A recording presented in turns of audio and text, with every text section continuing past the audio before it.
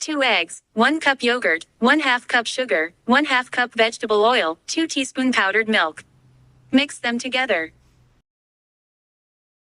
Add 1½ cup semolina, 1/2 cup coconut, 1/2 teaspoon baking powder. Mix well. Prepare your pan or cooking plate. Pour them in the prepared pan. Smooth the surface. I used roasted sesame. So pour roasted sesame before baking.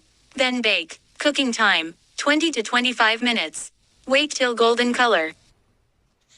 When it's ready, immediately pour sugar syrup on top of the dessert.